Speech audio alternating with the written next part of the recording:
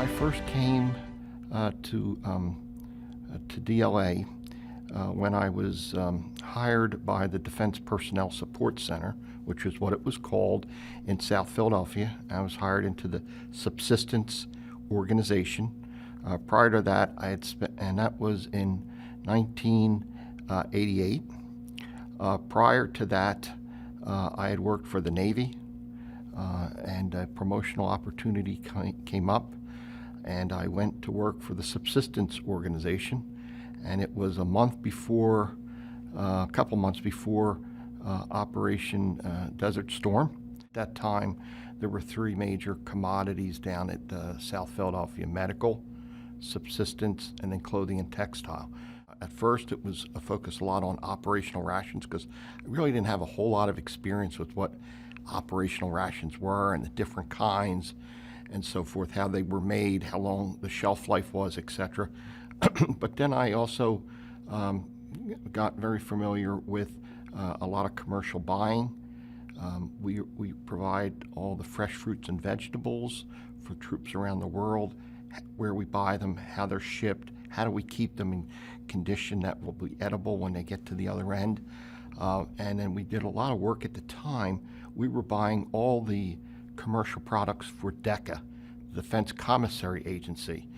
And that was basically buying product that you would find at any supermarket, whether it be fresh fruit or whether it be fresh meats, seafood. So anything that you would find in a typical supermarket, at that time in South Philadelphia, we were supporting DECA. We were buying everything for the commissary system. And then, so in addition to that, we were looking at how we were supporting our troops with traditional feeding in what we call DFACs, the mess halls, if you would. And at that time, believe it or not, back in the 80s, we were basically following a business model that had been put in place for over a century, which was buying product and sending it to a warehouse.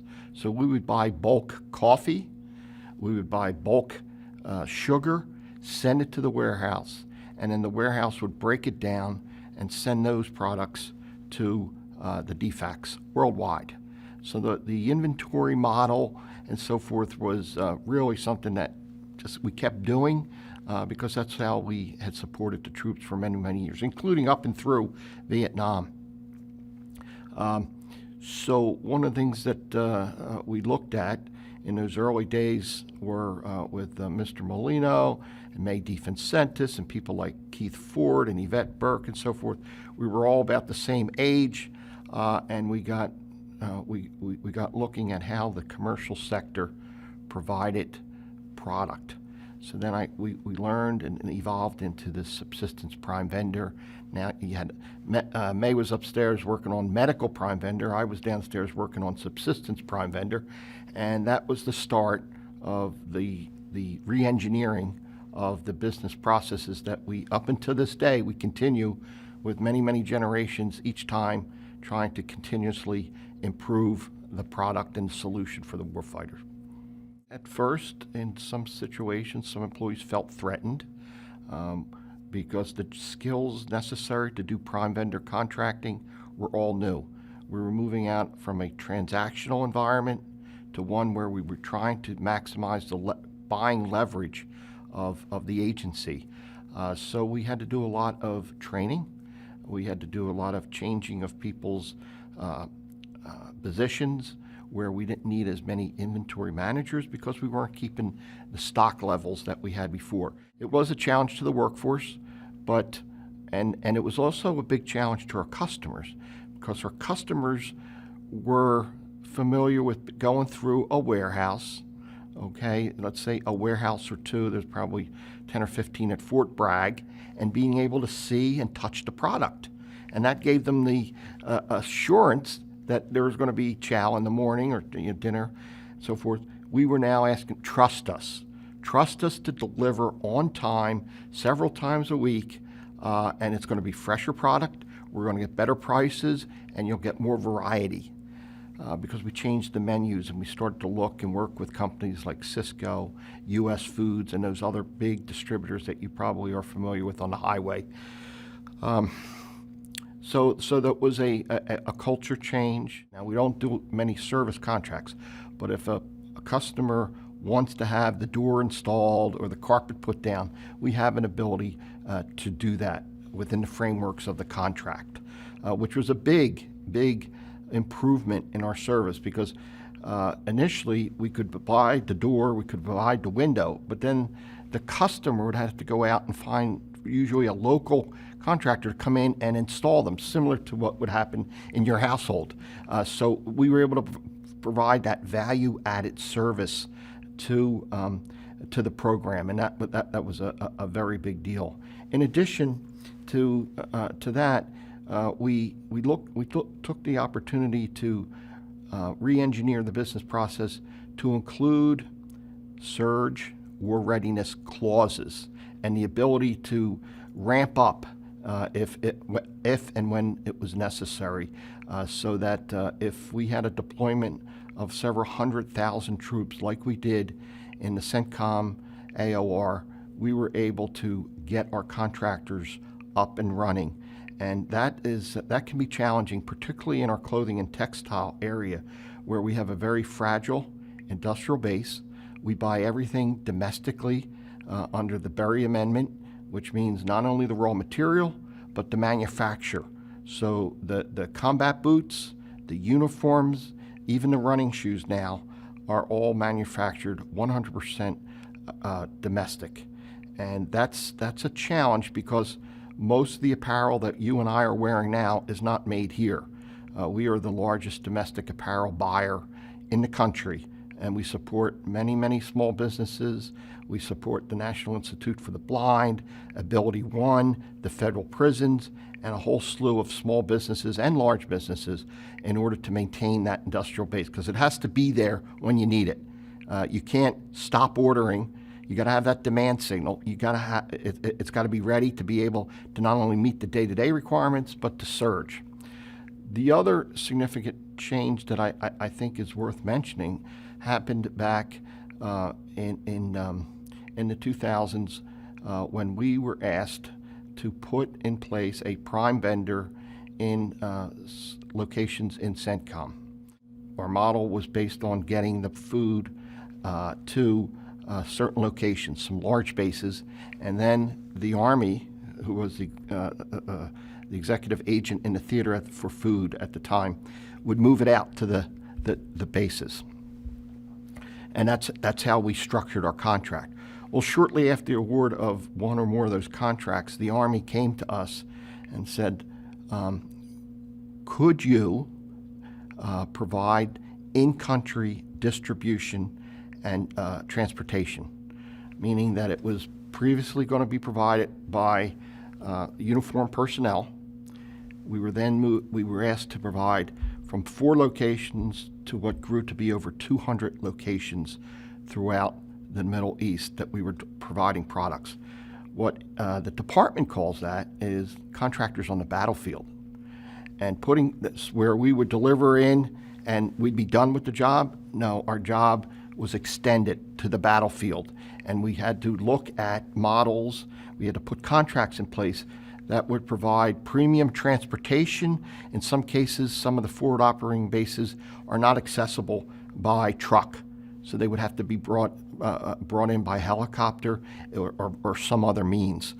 That meant we had to expand the scope of our contract to cover all the transportation, and in many cases, we also had to provide private security, because our trucks and vehicles over there are targets for the enemy, and we have lost not only a lot of trucks, but many truck drivers and many associates out there, contractors, in delivering food in some very remote locations throughout Iraq, Afghanistan, and so forth. So that was a significant change, and it required us to do a whole lot of research, a whole lot of changes to some of our technology to be able to track that product from when it left the pier in California to where it made its final destination in Bagram in Afghanistan. So again, another set of skills that was required.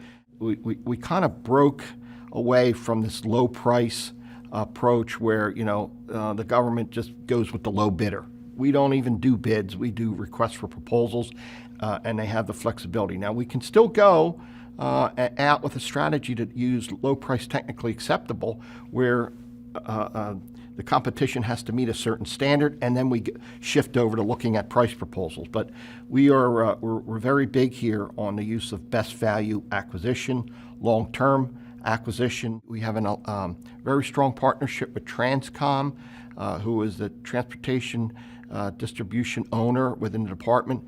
So they write the contracts for the carriers. So we had to merge a lot of that and become even closer partners with Transcom to move that product around the world. One of the other accomplishments that I'm very proud of as being part of DLA Troop Support has been our ability to respond time and time again to humanitarian disasters.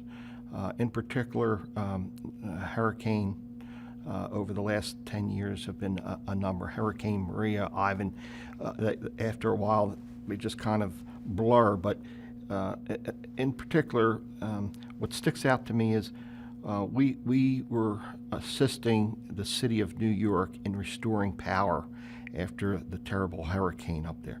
We had one of our an 06 captain, Navy captain, journeyed up there at night to help work with the contractor to get the power back on. And what that takes is getting portable generators into those locations to keep the power on for critical locations like hospitals, large apartment buildings, nursing homes. We deployed people up to help start building the power grid back in New York, throughout New Jersey, into New York City. And the other big support mission we had was when the terrible hurricane hit Puerto Rico. And the power grid in Puerto Rico was basically wiped out. And everybody was looking for generators. And that's really, we had some other efforts, but really when we cemented our relationship with FEMA. And FEMA, the Federal Emergency Management Agency, you'll see them on the news. They're on the ground as soon as a disaster occurs.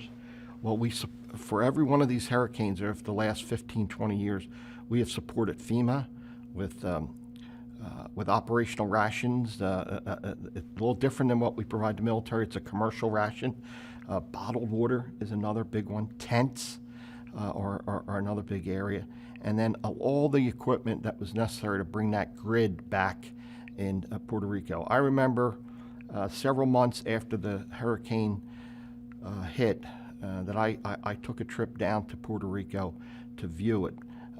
Not only to support the population, but many of our clothing and textile vendors are based in Puerto Rico, making our uniforms. It's a very important location for us for the manufacture of our uniforms. So when the power went out, they stopped making uniforms, and there was a scramble on to provide generators.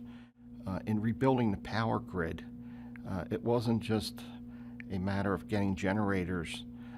We brought in the actual telephone poles and all the wiring to rebuild that grid, and each day we would see X amount more power was being provided throughout the island. Operation Warp Speed stood up. Former commander here, General Perna, ran Operation Warp Speed, so we knew this was getting serious, and we knew we needed to start to come up with some very innovative ways to support.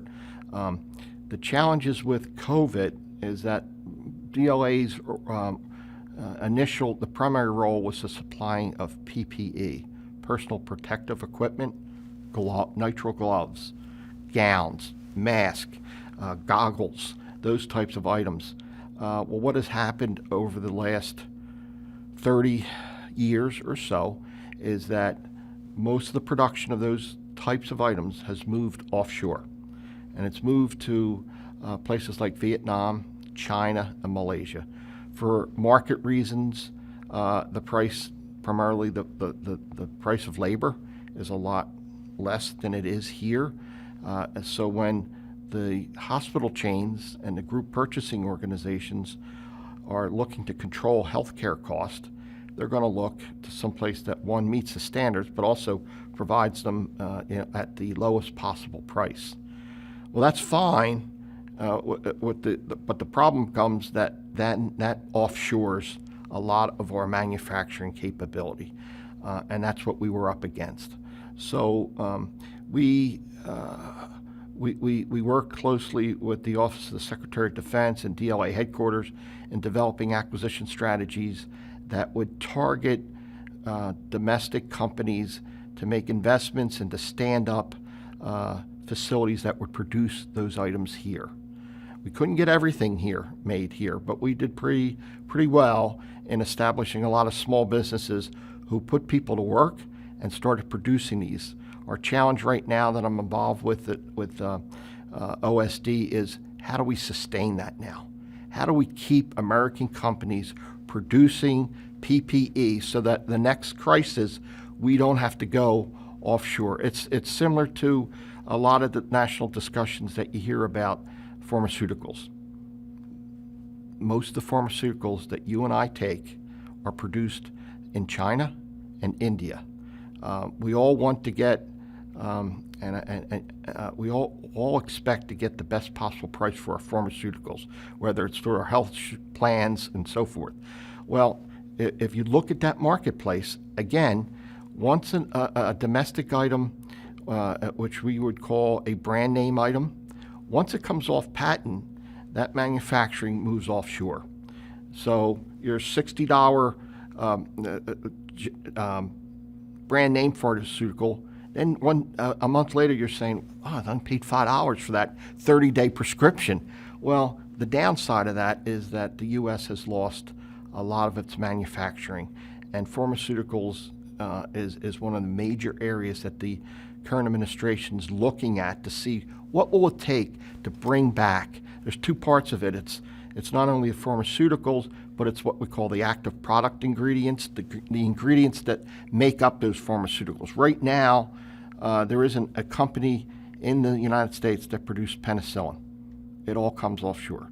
Can you imagine if we were shut off penicillin to the millions of people here? It's dangerous, and it exposes a weakness in our supply chain. So a lot of efforts underway in the department to look at domestic manufacturing, PPE, and pharmaceuticals so that we can be self-sufficient.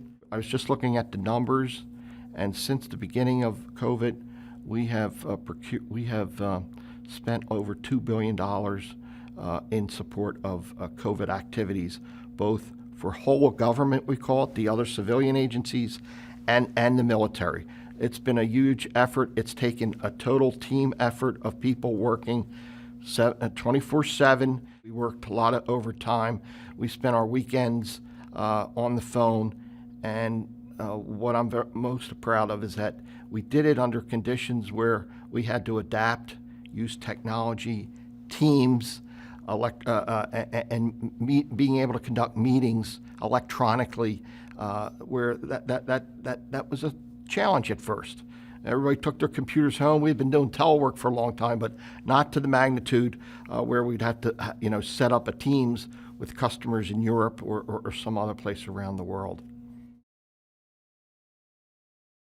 I consider myself a patriot and a long-term supporter of the DoD mission. The work is interesting. I